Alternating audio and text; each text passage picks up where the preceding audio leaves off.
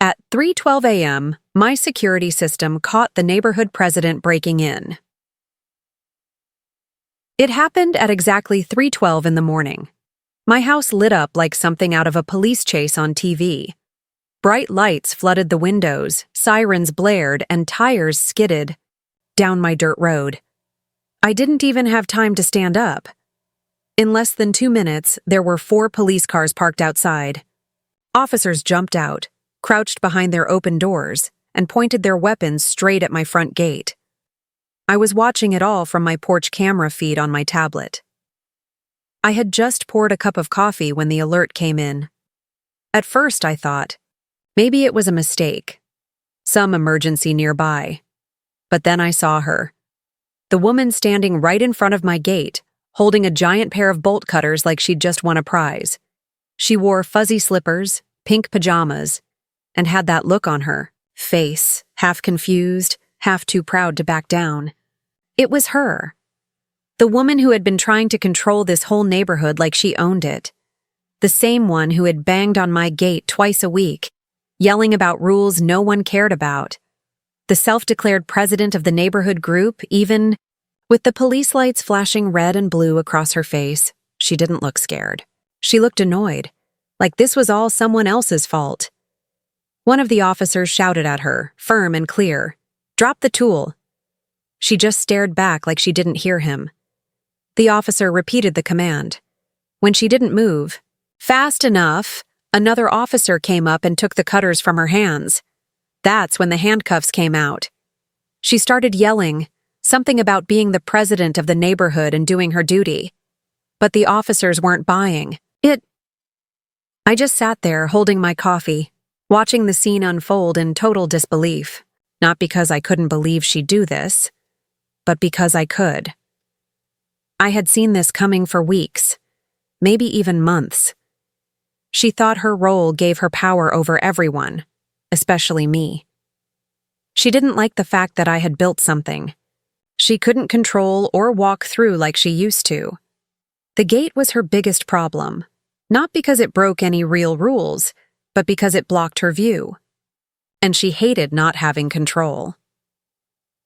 When I first moved to this quiet place, all I wanted was peace. After a long divorce and 2 decades at a job I couldn't stand, this land was my reset button. I built the house with my own hands, with the help of friends who owed me favors. I didn't want drama. I didn't want to fight. I just wanted quiet mornings with coffee on my porch, sunsets without traffic noise, and a place where no one could just walk in. But she made that hard. From the moment the gate went up, she started causing problems, yelling about old neighborhood rules that nobody else followed, saying I was dividing the community, claiming she had the right to inspect anything that looked off. But the truth was, she just wanted access, to peek into my yard, to poke around where she didn't belong. And when I told her no, she didn't take it well. I warned her. I told her that touching my property again would mean police. I even showed her the sign that said, "Private property, monitored by security." Still, she kept pushing. I upgraded the cameras. I added motion detectors. And most importantly, I added a hidden feature that would call the police directly if someone tried to cut the lock. That night, it worked exactly how it was supposed to. The second the lock hit the ground, the lights turned on, the sirens were triggered, and police were already heading toward my location with my GPS coordinates. She never even got the gate open. The footage recorded everything, crystal clear, night vision, sound, timestamps, and even heat signatures. From the way she crouched down like a thief to the second the police pulled up, it was all there. She didn't look like a concerned citizen. She looked like someone breaking in. Plain and simple. As the officers talked to her and checked her ID, I stepped outside, calm, quiet. I nodded at the deputy who had dealt with her before. He gave me a small look, somewhere between sympathy and a smirk. He already knew what kind of trouble she was. I told him I had all the footage backed up. He nodded. "You're not the first, one who's had to deal with her," he said. "But maybe you'll be the last." As they walked her back to the car, she was still talking, saying she was just doing her job, that I was hiding something, that she was the victim. But no one was listening anymore. Back inside, I sat back down with my coffee. It had gone cold, but I didn't care. I watched the recording one more time, then saved it to 3 different places. One on my hard drive, one to the cloud, and one to a separate drive that I'd send to my brother in the morning. I knew this wasn't just a random incident. This had been coming for a long time. And something told me it still wasn't over. When Ethan bought the old piece of land out in the county, he didn't have big dreams, just simple ones. Peace, a little quiet, a sky without city lights blinding the stars. After 20 years of nonstop noise, deadlines, and a messy divorce that left him with more scars than stuff, he was ready for a reset. He found it in a broken-down property where the dirt road turned soft and the wind didn't sound like traffic. The kind of place where you could hear crickets again. And that felt like winning. The house wasn't much when he got there, just a beat-up frame and a roof that threatened to fly off with the next big storm. But he didn't mind. He worked with his hands, built things, fixed things. A few of his buddies, old friends who still remembered favors, came by on weekends with tools and stories. Together they made something livable, something solid. The gate came last, Ethan's final line between him and the noise of the world. He left behind. He didn't want it to be fancy, just strong. Steel frame, triple locks, and cameras tucked into the trees like quiet little eyes. His cousin worked in security and helped design a system that could spot a raccoon or a person from 50 feet. Nothing extreme, just enough to feel safe. Ethan even had a hidden alarm built in, one that would quietly ping the police if anyone tampered with the lock. He laughed when it was installed, thinking, "What are the chances I'd ever need this?" Turns out he did. The neighborhood wasn't really a neighborhood, more like a collection of homes spread out across the county, each one with its own patch of land and style. Some had fences, some didn't. Some cared about rules, most didn't. But there was one person who acted like they all did. Her name was Linda. She ran the so-called neighborhood group, a mix of old HOA leftovers and made-up power. There were no real officers, no elections. But she carried a clipboard and a badge she had printed herself at some office store. And that was enough for her to knock on doors and tell people what they were doing wrong. The first time she visited Ethan, she didn't even say hello. She just stood at the front of the half-finished driveway with her arms crossed and asked what his plans were for the fence line. He told her politely that it was his land, fully surveyed and approved by the county. She smiled in a way that didn't reach her eyes and said, "We'll see." After the gate went up, things got worse. Linda came by twice a week, sometimes more, rattling the bars like she was testing a cage. She said the gate was against the old neighborhood standards, that it didn't match the open border spirit of the community. Ethan explained that the county had signed off on everything. She said, that doesn't matter. He told her she was standing on private land. She told him she had a right to inspect anything that might bring down property values. From then on, it became personal. She called the county to complain. They ignored her. She left notes on his gate. He threw them away. One morning, he found his mailbox forced open and his trash can kicked over. He didn't see her do it, but deep down, he knew. That was the moment he decided to upgrade the cameras and set up hidden sensors that tracked motion and sent live footage straight to his phone. He wasn't being paranoid. He was preparing. And still, she kept coming. Always with that smug clipboard, always muttering about rules and what's best for everyone. Ethan told her once calmly, "Break anything of mine again, and I'll call the cops." She rolled her eyes and shoved a stick through the gate bars. That afternoon, he installed the backup alert line, just in case. The strange thing was, Linda didn't even seem angry most of the time. She looked determined, like this was her job, like guarding the neighborhood from people like Ethan, quiet, private, independent people, was her duty. She had created a little world where she made the rules, and he had disrupted that. One evening, Ethan overheard her talking to another neighbor about his property. "If we let people put up walls," she said, "next thing you know, they'll be flying drones and hiding who knows what in their sheds." She spoke like he was some kind of outsider, not a man who just wanted to rebuild his life in peace. But peace wasn't what she wanted. She wanted control, and control doesn't like boundaries. Ethan learned to ignore her, mostly, but he never let his guard down. Every strange noise, every rustle near the bushes, every time his motion sensors blinked, it was probably nothing. But what if it wasn't? By the time that night rolled around, the night the gate lit up and the police flooded his driveway, he wasn't surprised. He was ready. And Linda had finally crossed the line.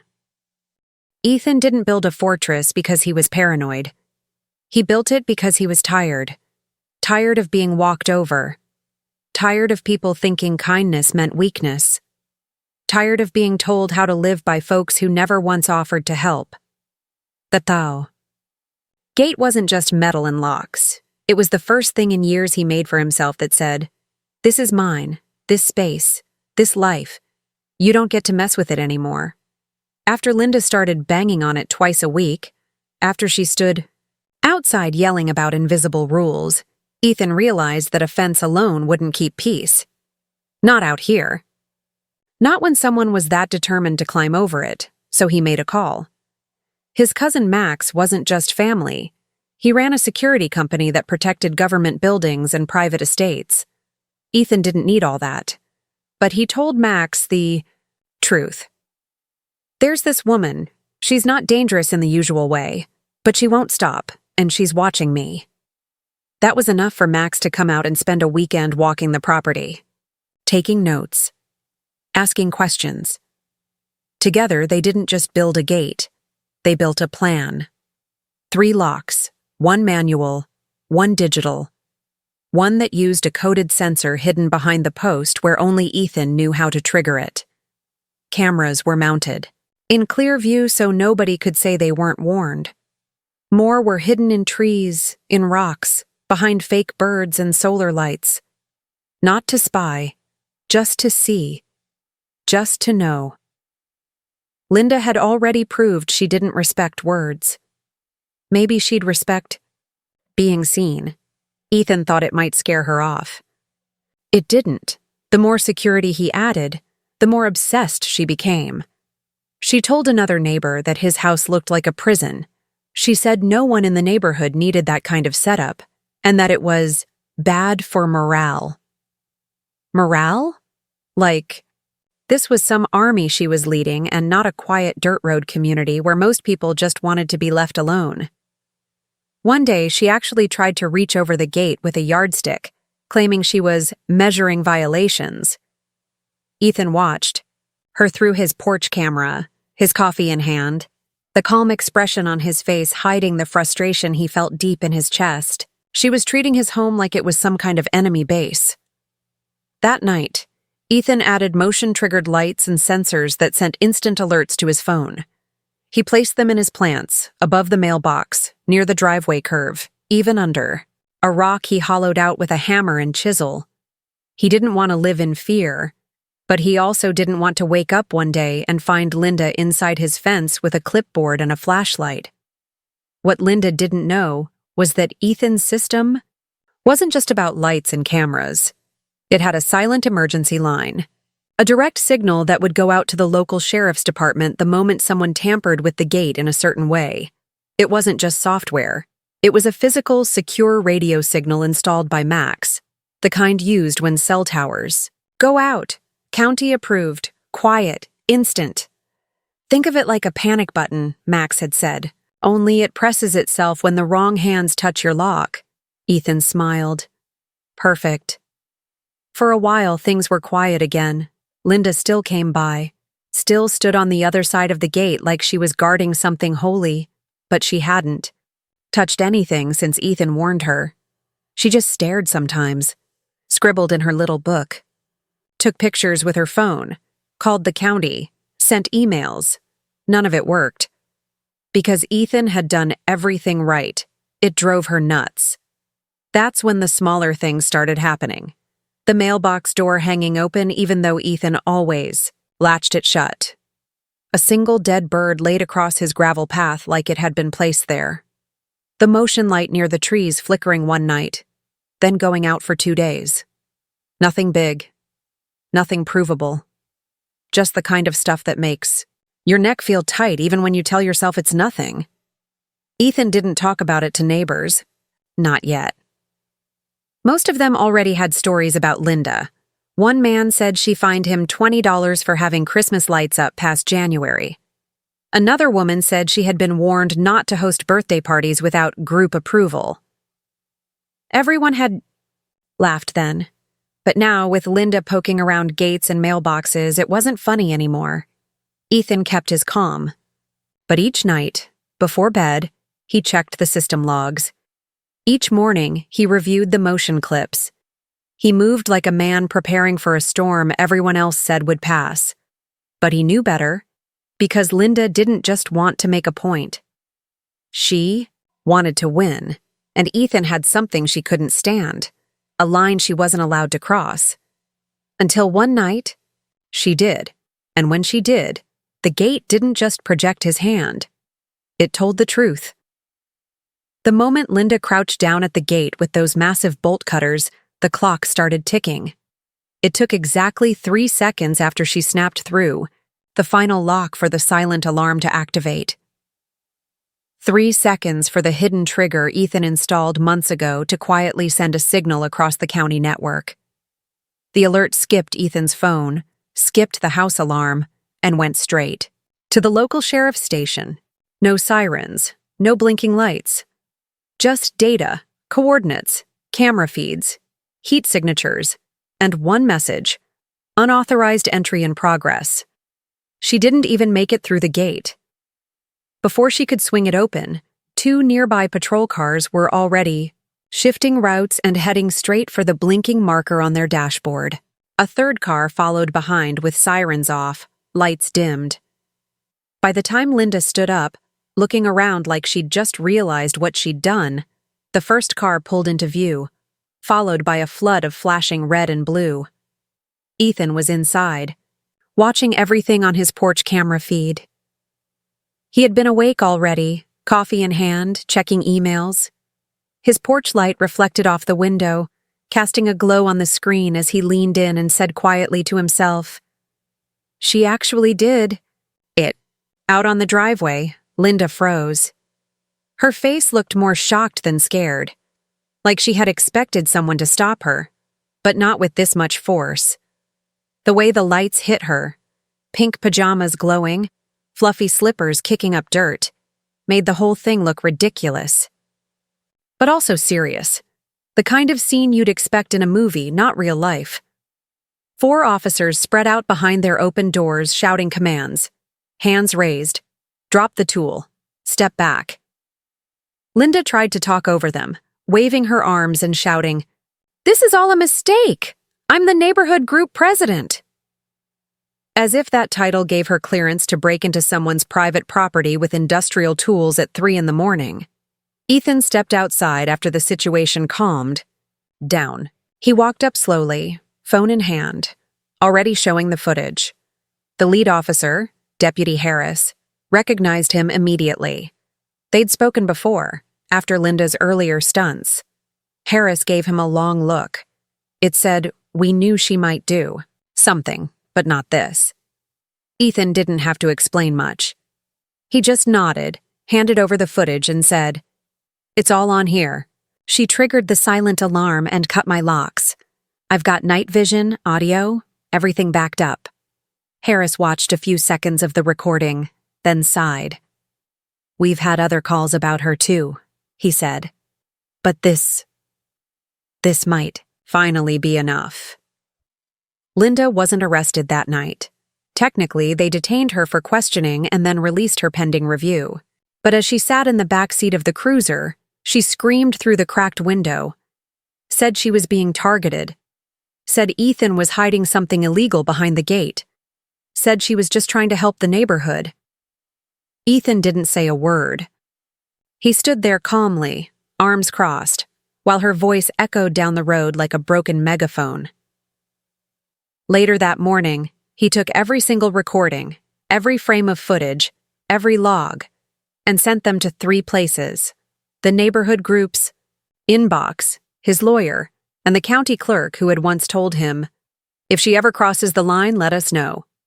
Then, just for good measure, he sent the clips to his brother.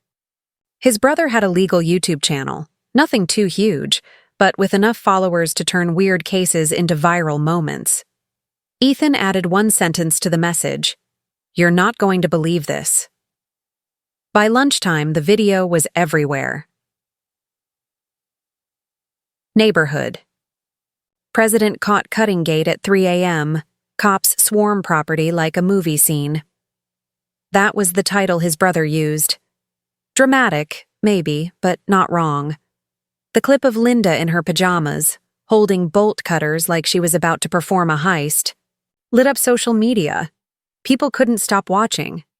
The lights, the confusion, the way she shouted about being in charge, it had the perfect mix of drama and comedy. Within hours, the comments flooded in. She really said, "I'm the president," like she had national clearance. Who breaks in with slippers on? She risked jail time just to check if his grass was too long. Some people made memes.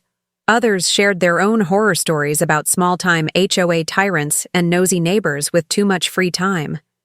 Ethan didn't comment.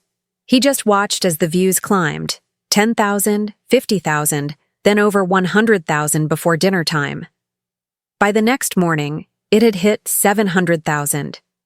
The attention changed everything. People in the neighborhood who had been quiet before started talking. One woman left cookies on Ethan's porch with a note that read, "We've been waiting for someone to stand up to her." A man at the gas station gave him a thumbs up. Strangers started emailing the neighborhood board asking if Linda still had any authority. Someone even printed the viral video title and taped it to the community mailbox. Linda, of course, didn't stay quiet. She showed up across the street the next day with a megaphone and a stack of flyers, shouting about justice, about being framed, about how giving a man a gate had turned him into a tyrant. Ethan, sipping his morning coffee on the porch, nearly spit it out from laughing. But this time, the neighborhood wasn't laughing with her. They were laughing at her. The video didn't just show what she did, it showed who she was, and there was no going back. By the time the video hit 1 million views, Linda's face was practically a meme. There were gifs of her waving the bolt cutters like a trophy. Screenshots of her yelling, "I'm the neighborhood president," with dramatic music added underneath.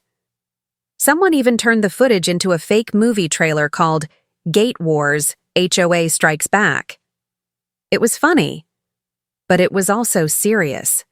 Because Linda wasn't just the butt of an online joke, she was starting to unravel. The next morning, at exactly 9 a.m., she showed up across from Ethan's property again. This time, not in slippers, but still just as unhinged. She had a megaphone in one hand and a stack of homemade flyers in the other. A cardboard sign leaned against her folding chair. It read, "I was arrested for no good reason. Stand with me." Ethan watched from his porch, coffee in hand, not saying a word. A few passing cars slowed down, mostly to stare. One neighbor honked. Another rolled down his window and laughed, but Linda kept going, shouting things like, "This is what happens when you let one man build a wall. He's spying on the whole neighborhood with cameras in the trees. We're losing the community spirit and no one's doing anything about it." Ethan didn't argue, didn't yell back.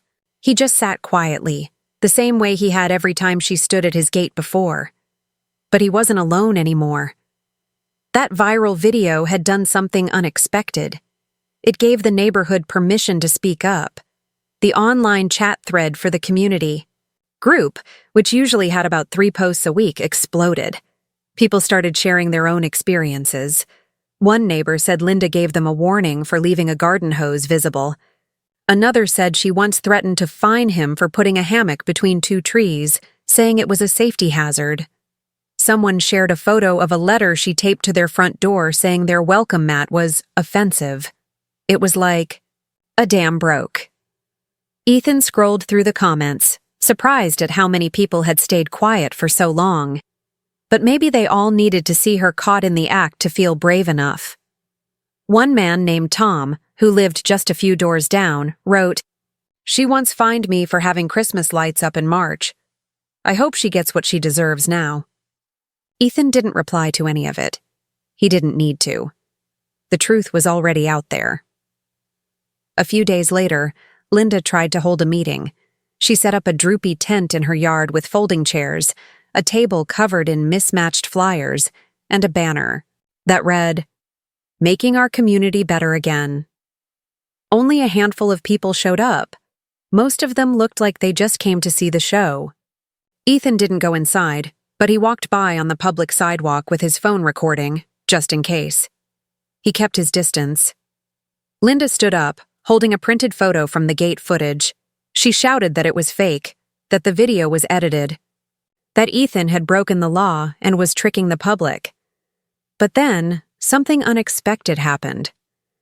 A woman from the board stood up and said, "You broke the law, Linda. That gate is on private land. You're lucky you didn't get arrested, the..." Little crowd gasped. Someone laughed. A teenager in the back shouted, "What rule did he even break?" Linda looked stunned, like she'd been slapped without warning. Then she lost it. She knocked over the lemonade, screamed about conspiracies, accused everyone of betrayal. Shutki. Woman who had stood up, the one who spoke calmly, just held up her phone and said, "Quit by the next vote, or I'll make sure everyone votes you out." That was the moment the crowd turned. No one clapped, no one shouted, but they didn't stop her either. Linda stormed away, red-faced, papers flying behind her like angry little birds. Ethan didn't smile. Not really. He just walked home and called his lawyer. The next day, Linda was served with a court-issued restraining order. She was legally banned from coming within 100 feet of Ethan's property.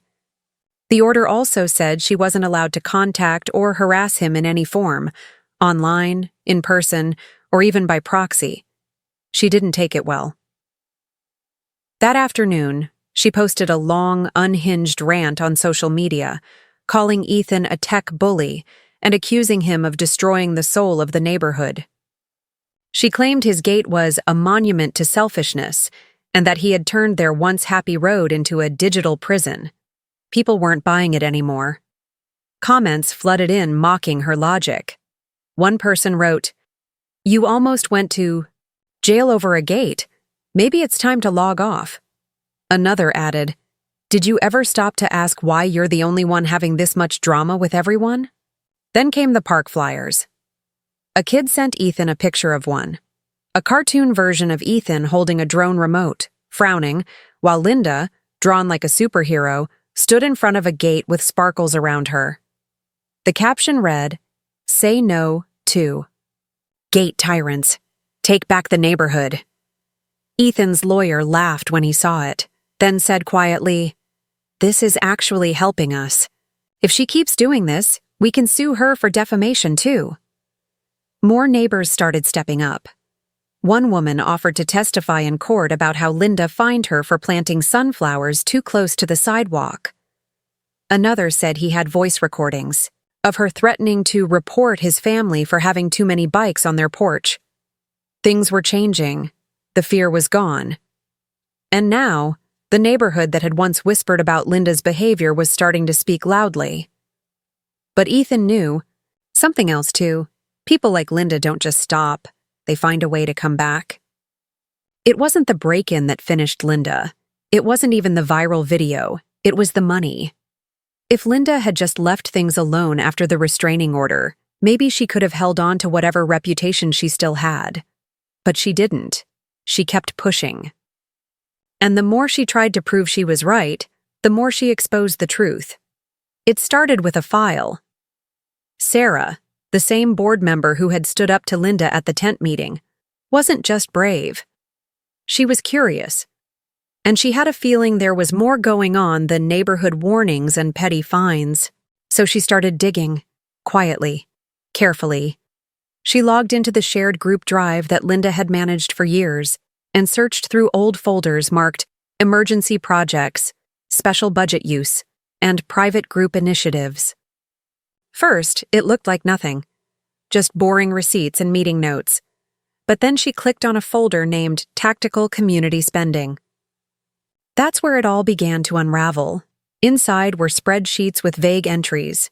Security Planning, $3,500. Group Wellness Strategy, $2,000. Operational Preparedness, $6,400. They sounded official. Impressive even. But Sarah noticed something strange. There were no receipts from vendors, no addresses, just money going out. She kept digging. One line item was listed as a security planning retreat. She traced the payment through an old PayPal confirmation, tied to Linda's email, and it went to a luxury yoga spa in Sedona, Arizona, a place with hot stone massages, silent hiking paths, and champagne breakfast. Not exactly the kind of tactical prep the neighborhood needed.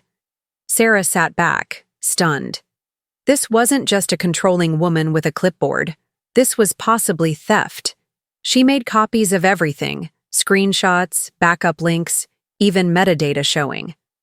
When files had been modified, she called someone at the county finance office and quietly asked, "If a private neighborhood group misuses member money, what happens?" The answer came back fast and clear: "Send us everything." 3 days later, Linda sent out a mass email, a frantic, defensive 7-page PDF she labeled a press release. It started with, "To all who seek the truth." What followed was a rambling manifesto. She claimed Ethan had hacked the Boer group files, that the video of her at the gate was staged with paid actors. She said the yoga retreat was a necessary spiritual journey to manage community trauma, and that all spending had been approved by her, as the highest elected authority in the neighborhood. Except, no one had ever elected her. She attached blurry screenshots and even included a grainy image from her body cam of Ethan, circled in red, labeled, "Known Troublemaker." The whole thing was surreal, desperate, sad. Ethan forwarded it to his lawyer, who just shook his head. "She's giving us everything we need to file for damages," he said. "Libel, harassment, abuse of power, it's all here, in her own words." Then came the knock on Linda's door. The county's Financial Misconduct Division, armed with all the files Sarah had shared, launched an investigation. They didn't show up with flashing lights or handcuffs. They just walked up, clipboards, in hand, and asked to speak with her. She didn't answer. Instead, she peeked through the blinds, then posted on Facebook that shadow agents had arrived to silence her. Cars started driving past her house slower than usual. People took photos. One even live-streamed the moment Linda tried to sneak, out in a hoodie and sunglasses, only to trip over her sprinkler and stumble back inside. Ethan didn't celebrate. He still didn't trust the quiet.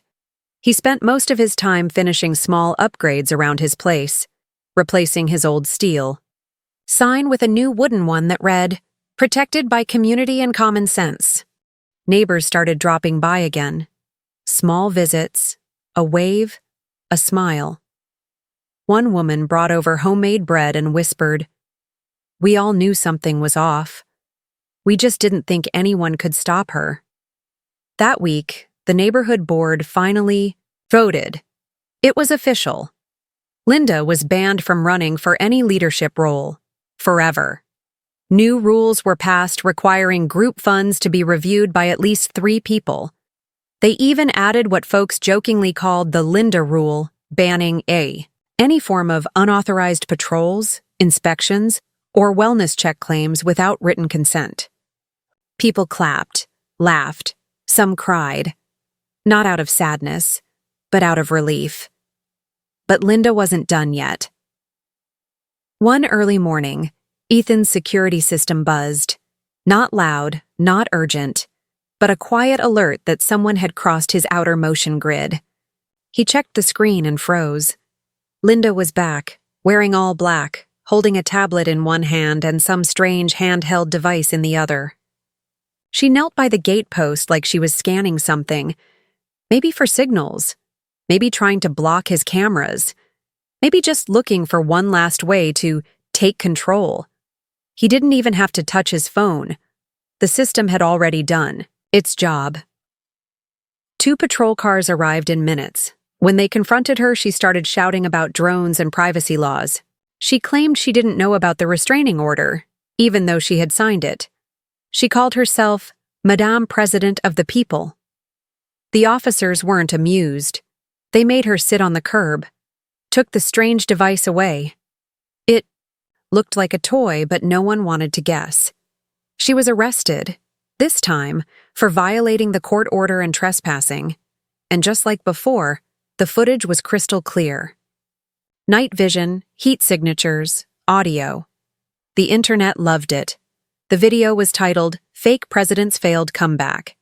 And within hours, it had over 600,000 views. Someone added slow-motion effects with dramatic music.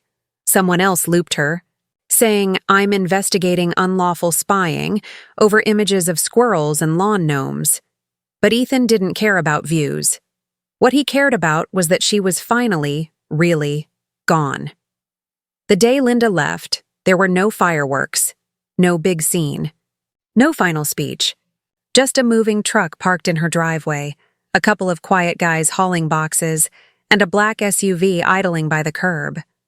She didn't scream at anyone. She didn't wave a flag. She didn't even make eye contact. She wore a wide sun hat, dark sunglasses, and a scarf wrapped around her face like someone trying not to be recognized. But everyone knew it was her.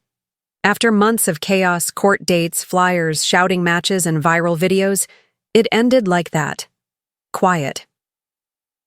She gave one last direction to the movers, pointed toward the back porch, and then climbed into the SUV. The door closed softly. The engine rolled down the road, slow and steady, like even her exit wanted to go unnoticed. A few kids on bikes stopped and stared. One of them snapped a photo with his phone. That was it. The reign of the self-declared neighborhood president was finally over. The very next morning, the neighborhood felt different. People who used to avoid each other started talking again. Someone repainted the bench near the mailboxes. A chalkboard sign appeared by the community garden that read, "Fresh start day, come say hi." Ethan didn't go right away. He watched from his porch, as he often did, coffee in hand. It was quiet again. His kind of quiet. Birds chirping, wind rustling through the trees. The soft crunch of gravel as people walked by, some of them slower than usual, taking in the new calm like it was a breath they hadn't had permission to take in a long time. It had been nearly 7 months since he moved in. He came out here to escape noise, to rebuild.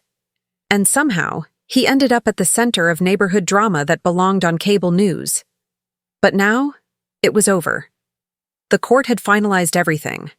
Linda was ordered to pay fines for trespassing and harassment. She was legally banned from holding any position in the neighborhood group. The board voted to require monthly transparency reports. All spending had to be pre-approved. The clipboard patrols were outlawed permanently. Sarah and the rest of the new board held a community meeting under the old pavilion.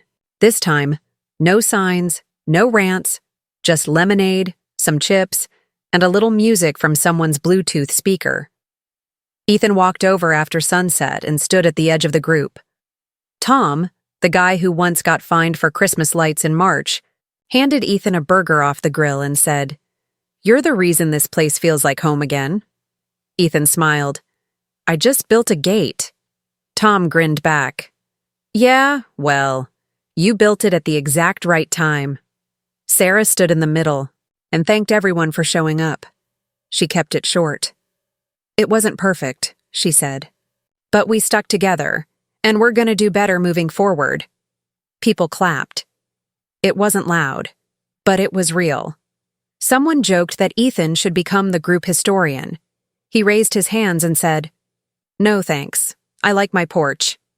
"Just fine." Laughter rippled through the crowd. It was the kind of laughter that didn't carry fear with it anymore. The viral videos slowly died down. The memes faded. The story became just that, a story people told new residents with a smirk and a shake of the head. "You should have seen it," they'd say. "She really thought she was queen of the neighborhood." Linda's house went up for sale under someone else's name. Rumor was she moved to a different town, maybe closer to her sister. Some said she was staying off the grid now, obsessed with privacy after being exposed online. Irony, Ethan thought. Real thick. Her face hadn't been seen in weeks. What she left behind wasn't just a string of broken rules or unpaid fines. It was a reminder that power without humility turns toxic, especially when people stop questioning it. The gate had become more than just steel and locks. It became a line she couldn't cross. And when she tried, the community saw her for what she was. Not a protector, but a controller. Not a leader, but a shadow. Ethan made one last change before fall rolled in. He took down the old steel sign from the gate, the one that read, "Private, Property, Surveillance in Use," and replaced it with a new one, simple, wooden, carved by hand, protected by community and common sense. People smiled when they saw it. Some took pictures. It felt softer, warmer, like a message for everyone, not just a warning. He still kept his cameras, still reviewed his alerts every now and then. Not because he expected more trouble, but because peace once earned still needs to be protected. One afternoon, a young couple moved into the house next door. First-time homeowners, fresh out of the city. They looked nervous, like they weren't sure if they belonged. Ethan walked over with a plate of cookies and introduced himself. The husband asked, "So, anything we should know about this place?" Ethan paused, looked around at the trees swaying gently in the wind, and smiled. "Just one thing," he said. "Respect the gate, and the gate will respect you." They laughed, unsure if he was joking. He was. Mostly, and with that, life finally moved on. No more patrols, no more warnings, just neighbors, trees, stars at night, and the sound of wind moving through peace that had been hard-earned and long overdue. The gate never had to open for Linda, but in the end, it opened something else instead. It opened the eyes of an entire neighborhood.